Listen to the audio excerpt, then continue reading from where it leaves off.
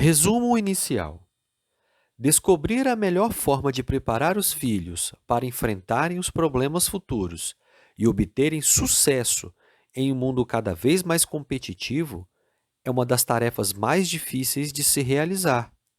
Pai Rico, Pai Pobre, de Robert Kiyosaki e Sharon Lechter, traz até você uma solução para esse dilema. A partir dessa leitura e da aplicação de um melhor planejamento financeiro, você aprenderá a lidar com elementos capazes de gerar mais renda para você e a sua família e perceberá que, com medidas simples, pode resolver a maioria de seus problemas cotidianos. Pai rico, pai pobre?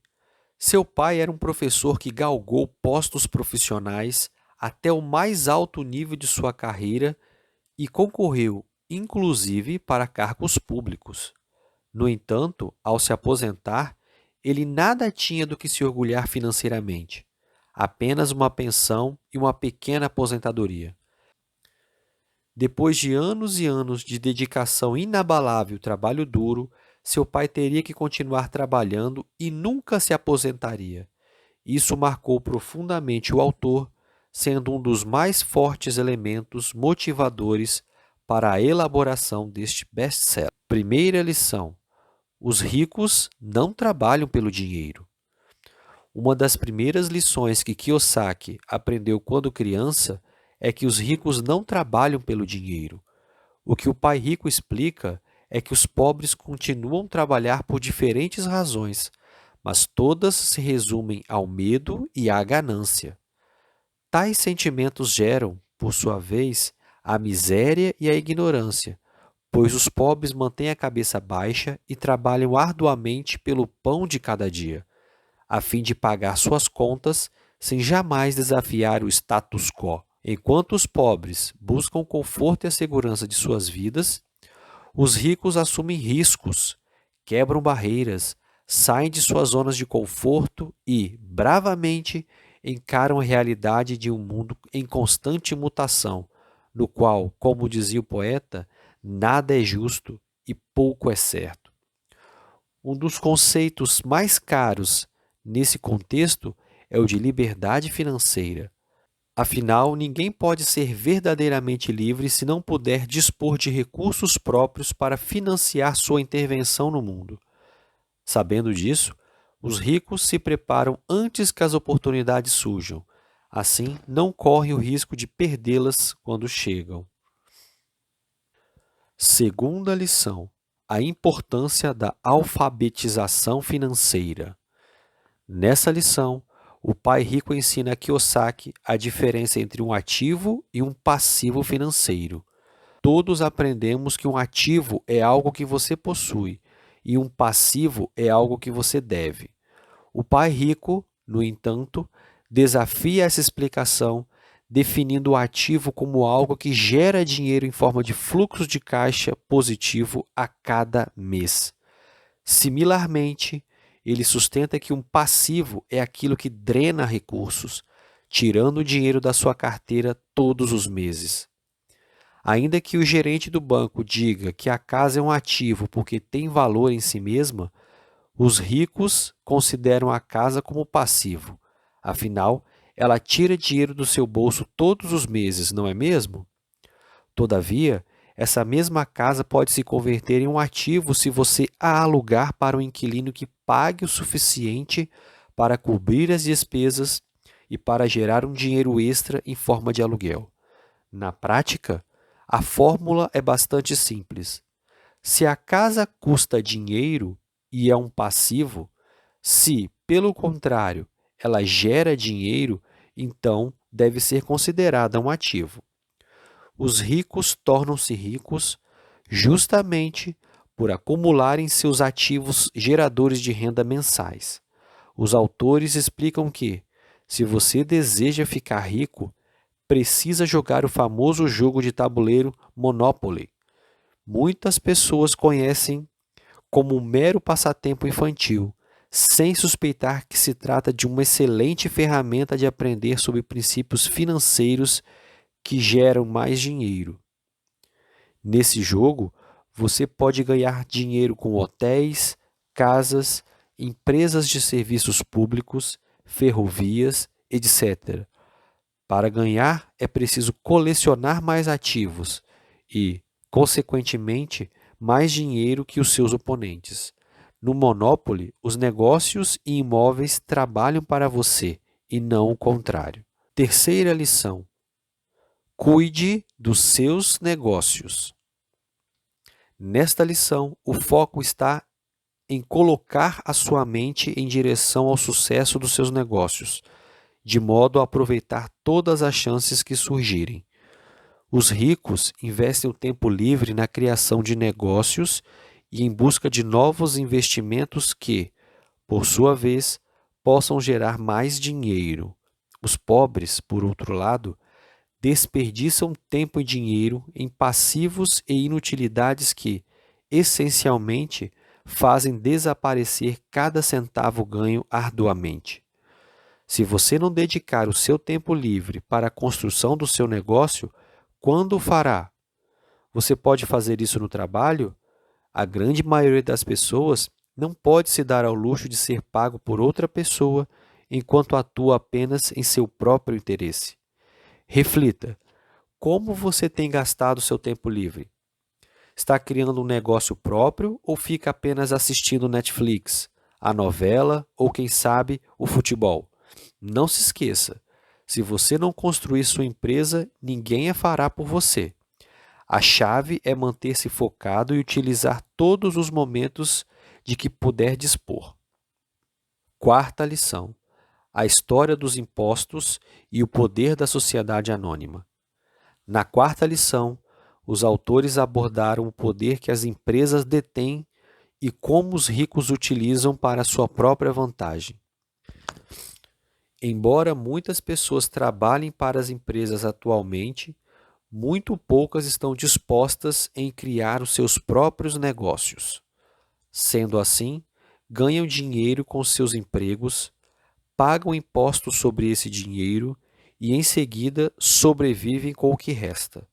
Os pobres consideram os impostos uma fatalidade, algo que, embora incômodo e, por vezes, injusto, não pode ser evitado, assim como uma tempestade, uma ventania ou qualquer outra força da natureza. Os ricos, porém, veem isso de forma diferente. Obviamente, os ricos também devem pagar impostos, mas eles aprendem o máximo que podem a respeito da legislação tributária e, assim, encontram meios de pagar menos e adiar os pagamentos a datas posteriores. A pessoa jurídica paga impostos de forma diferente de um indivíduo. Ela ganha dinheiro, gasta o que precisa para manter os negócios funcionando e é tributada sobre o que resta.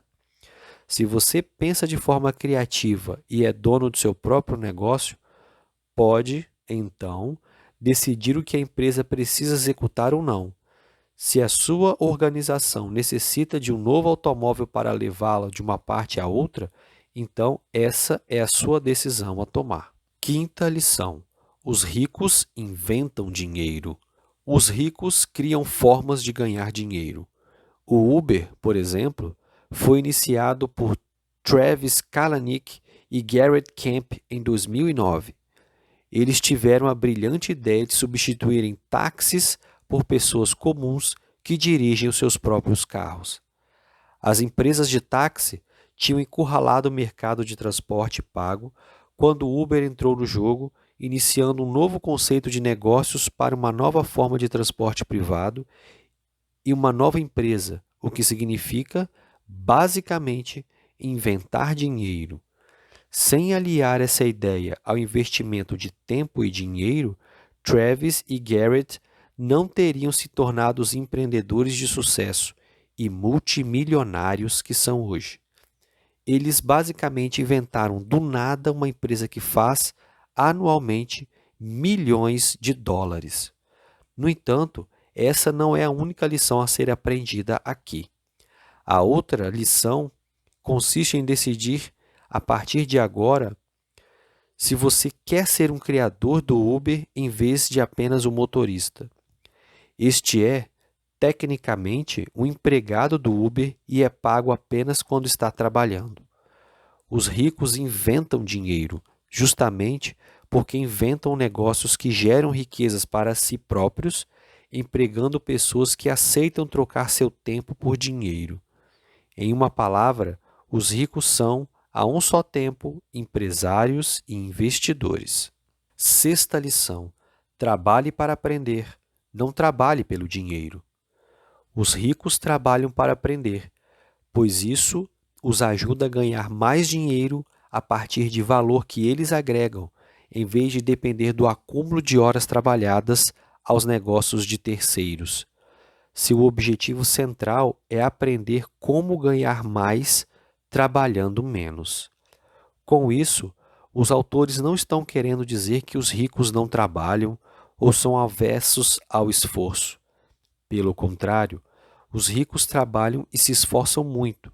No entanto, o fazem de maneira diferente em comparação aos pobres.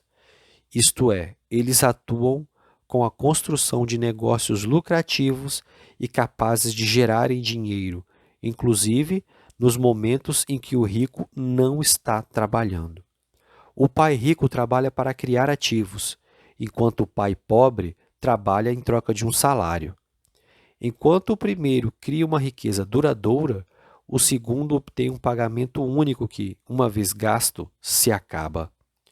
Alguns pontos-chave a se retirar desta lição têm a ver a forma pela qual o pai rico viveu a sua vida. Ele era bastante frugal e não era governado por suas posses. Dirigiu carros velhos, morava em uma casa normal e vivia uma vida simples, de modo que, à primeira vista, ninguém julgaria tratar-se de um milionário. Ele via a si mesmo como um empregador que ajudava os outros a terem um emprego e assim proverem às suas famílias. O que demonstra que ser rico não está ligado à posse de bens materiais, mas sim a ser financeiramente livre e não depender de um emprego para ter dinheiro. Resumo final. Para aproveitar ao máximo as valiosas lições de nossos autores, você deve agir e avaliar cuidadosamente a sua situação atual. Se você continuar agindo da mesma forma como tenha feito ao longo dos anos, terá os mesmos resultados. Portanto, para obter novos resultados, faça algo diferente. Tente encontrar alguma ideia nova para criar e gerar recursos. Se tiver dificuldades nessa etapa, encontre um mentor, de preferência, alguém que já tenha alcançado aquilo que você almeja conseguir e peça dicas a ele. Tente investir em imóveis ou em outras áreas nas quais você perceba que há uma boa possibilidade de criação de dinheiro. Faça ofertas e jamais espere pela oportunidade. Enfim, aprenda com as lições de pessoas bem-sucedidas. Se vocês gostaram, peço para se inscreverem no canal, curtirem o vídeo e compartilharem com os amigos. Um grande abraço e até o próximo resumo.